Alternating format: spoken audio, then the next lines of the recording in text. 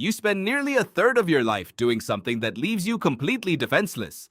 No claws out, no eyes open, no awareness of what's creeping closer. If sleep exists to restore your body, why would evolution ever allow something so dangerous? The real answer is far stranger than simple rest. Sleep isn't primarily about recovery, it's about risk management. Think about it from your ancestors' perspective. Every night for millions of years, going unconscious in the open meant becoming an easy meal. And yet every human who ever lived still did it. Every single night, without exception. That should tell you something. Whatever sleep does for your body, it must be worth an enormous life-threatening cost. Biologist Jerome Siegel has spent years studying sleep patterns across different species and cultures. He found something surprising. Animals don't sleep more when they need more rest. They sleep exactly as much as their environment allows them to safely. Lions, with almost no predators, sleep up to 15 hours a day. Elephants, constantly exposed and vulnerable, sleep as little as 2. The amount of sleep an animal gets isn't about how tired its body feels. It's a calculated trade-off between energy and danger. This reframes everything about your own exhaustion. Anthropologist Carol Worthman studied sleep in communities without electricity or modern shelter, where humans still sleep in groups, near fire, with someone always slightly awake. She found that sleep wasn't a solitary shutdown. It was a coordinated group behavior. Some members drifted into lighter sleep. Others stayed more alert. The group, together, was never fully unconscious at once. You still do a version of this without realizing it.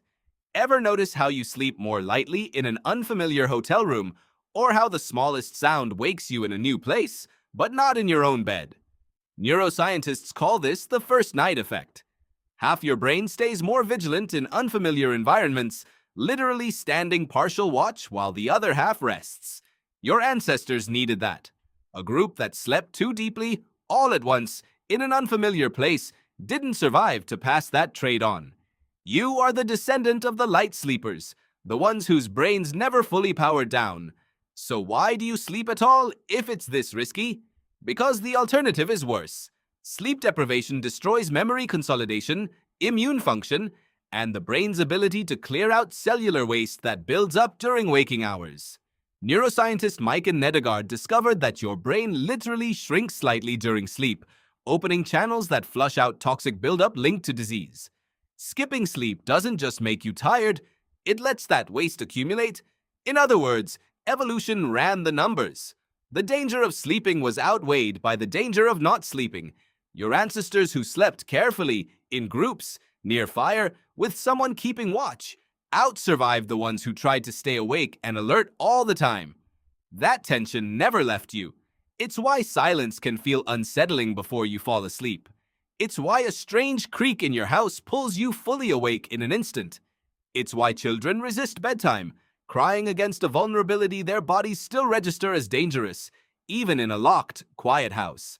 You're not weak for struggling to sleep in unfamiliar places. You're not broken for waking at every small sound. You're running an ancient safety protocol, built for a world where unconsciousness could be fatal, now running quietly beneath a system of locked doors and alarm clocks it was never designed to expect. You spend nearly a third of your life defenseless, and it turns out that was never a flaw in the plan. It was the plan. Somewhere in you, a version of your ancestors is still keeping watch, making sure that even in your deepest sleep, some small part of you never fully lets go.